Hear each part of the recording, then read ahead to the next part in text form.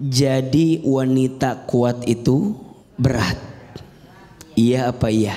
Iya. Betul apa betul? Betul. Tadi Bang Bedu tanya, yang lebih kuat itu laki-laki atau wanita? Wanita.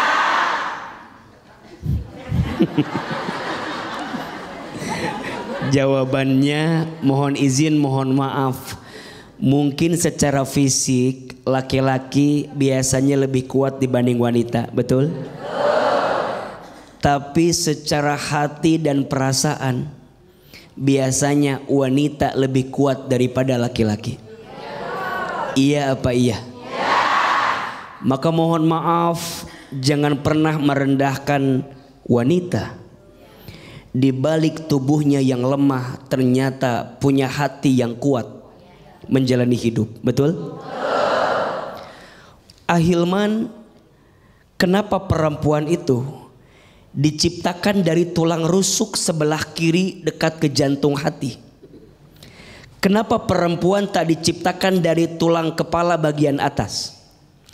Kenapa perempuan gak diciptakan dari tulang kaki bagian bawah? Ada yang tahu nggak? Mau tahu nggak? Tahu aja, tahu banget. Cius. Mie apa? Ahilman, kenapa demikian? Iya, perempuan tak diciptakan dari tulang kepala bagian atas karena posisinya bukan sekedar untuk disanjung dan dipuja, betul? Perempuan tak diciptakan dari tulang kaki bagian bawah karena posisinya bukan untuk direndahkan dan dihinakan. Tapi perempuan diciptakan dari tulang rusuk sebelah kiri dekat ke jantung hati karena posisinya untuk dihormati dan dicintai. Tul aja tuh. Maka ini penting. Saya sebagai anak laki-laki pasti punya seorang ibu, betul? Hormati ibumu, maka Allah akan muliakan hidupmu. Betul? Saya sebagai seorang suami punya siapa? Punya istri. Sayangi istrimu, maka Allah akan sayangi dirimu. Betul? Maka kalau ada yang bertanya, siapa suami yang paling baik? Kok Ahilman sih? Siapa suami yang paling baik? Jawabannya suami yang paling sayang sama istrinya. Suami yang paling sayang sama keluarganya, betul? Maka jangan kaget kalau ada seorang suami yang sayang sama istri, Allah akan sayangi hidupnya. Tapi sebaliknya mohon maaf, sering kita temukan ada suami yang nyakitin istri, ujungnya apa? Ujungnya penjara. Ujungnya aspal. Mohon maaf, ada istilah hati-hati dengan hati istri yang tersakiti. Betul? Dia berbisik di bumi, berdoa kepada Allah yang mengaminkan malaikat, yang mengijabah Allah Subhanahu wa ta'ala. Saya sebagai seorang ayah punya anak perempuan, betul? Barang siapa seorang ayah punya 2 sampai 3 lebih anak perempuan, kemudian dia bisa menjaganya dengan baik, mendidiknya, maka tubuhnya tidak akan pernah tersentuh api neraka. Artinya jadi wanita harus kuat, betul? Walaupun berat. Berat tidak? Karena pahalanya surga. Jadi anak yang solehah surga, betul? Jadi istri yang solehah surga. Jadi ibu yang solehah surga. Berat tidak? Wajar karena pahalanya surga. Kalau ringan pahalanya kipas angin. Betul? Mudah-mudahan semua yang hadir jadi wanita yang kuat di sisi Allah Subhanahu wa ta'ala. Amin ya rabbal alamin. Untuk Ahilman. Untuk semua wanita kuat yang hadir pada hari ini, silakan manfaatkan kesempatan untuk bertanya kepada Ahilman. Siapa yang mau bertanya? Siapa yang mau bertanya? Siapa yang mau saya? Nggak mau, Bu. Oh, nggak mau. Iya. Silakan, Ibu. Iya, Ibu. Yang mau tanya dulu mana? Ini. Iya, ini. Bismillahirrahmanirrahim.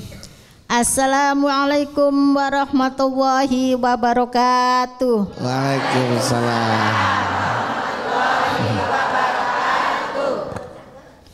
Memperkenalkan, nama saya Hajah Surni dari Panguragan. Saya ikut jamaah Fatimah Zahra dari Jamblang, Cirebon. Iya.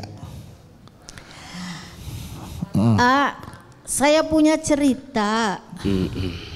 Hari ini saya lagi punya masalah. Ada Bu, ada aman. Iya. Iya. Anak saya baru masuk SMA. Enggak telat Bu, jam segini baru masuk.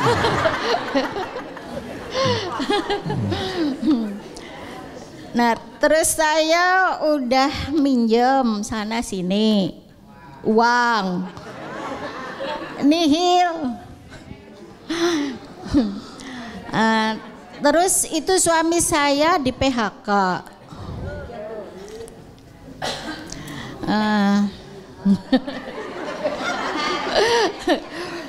Saya udah sholat, berusaha sholat malam, berdoa. Suami saya itu lagi kena depresi. Jadi percuma kalau saya diajak ngobrol nggak nyambung. Terus saya berdoa sholat malam, tapi belum dikabul juga. Apakah itu salah doa kita? Mohon dijawab ya. Assalamualaikum warahmatullahi wabarakatuh. Waalaikumsalam warahmatullahi wabarakatuh. Bunda. Bunda. Hidup ini sebenarnya rumusnya sederhana. Rumusnya sederhana. Kalau sesuai dengan apa yang kita inginkan, berarti babnya syukur. Babnya syukur. Kalau yang datang belum sesuai dengan apa yang kita inginkan, babnya sabar. Babnya apa? Kalau yang datang sesuai, babnya syukur. Kalau yang datang belum sesuai, babnya sabar. Iya apa iya? Tadi Bunda bertanya, udah sholat tahajud, udah doa, tapi belum sesuai dengan apa yang saya minta. Nah, gitu kan? Tadi gitu kan? Kayak bingung gitu ayah. Iya, kayak ada mengeluhnya gitu. Berarti babnya bab apa? Babnya bab sabar. Bunda jangan nyalahin tahajudnya, jangan nyalahin doanya. Bahkan mohon maaf kalau boleh, justru kita menghinakan diri di hadapan Allah. Ya Allah, dosa hamba yang mana ya Allah, yang membuat doa-doa hamba kenapa belum terkabul? Jadi malah bukan sombong. Jadi jangan bukan kemudian kita tuh nagih gitu. Ya Allah, hamba udah tahajud, hamba udah doa, gitu kan? Allah tidak suka Bunda. Allah lebih mencintai seorang hamba yang menghinakan dirinya di hadapan Allah. Maka di antara ada berdoa itu gimana? Di antara ada berdoa, Bunda banyak-banyak menghinakan diri di hadapan Allah. Contoh, ya Allah, ya Alim, duhai Allah yang maha tahu, maha mengetahui, hamba tuh bodoh ya Allah gitu. Hamba tuh nggak tahu apa-apa ya Allah gitu. Tunjukkan jalan terbaik buat hamba. Ya Allah ya Ghaffar, duhai Allah yang maha pengampun, ya Allah hamba tuh banyak dosa, hamba tuh hina dina, hamba tuh banyak hilaf, hamba tuh lemah ya Allah. Makin terjatuh, tersungkruk, menghinakan diri di hadapan Allah, Allah lebih suka daripada seorang hamba yang membanggakan amalnya di hadapan Allah. Pertanyaannya, Bunda kalau doa lebih sering menghinakan diri atau membanggakan diri di hadapan Allah? Kadang kita suka lupa, seringnya membanggakan diri di hadapan Allah. Ya Allah, hamba teh jadi istri kurang apa? Hamba teh jadi istri. Stroke aja tiba-tiba tuh. Berarti yang benar bukan membanggakan diri, tapi apa? Menghinakan diri.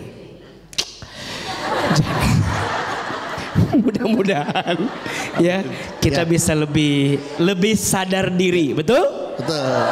Jangan nyalahin tahajudnya, jangan nyalahin doanya, tapi introspeksi diri. Mungkin di kitanya. Nah, itu. bagaimana Ibu aja? Aman Bu ya? Alhamdulillah. Tepuk tangan buat Ahilman untuk jawabannya.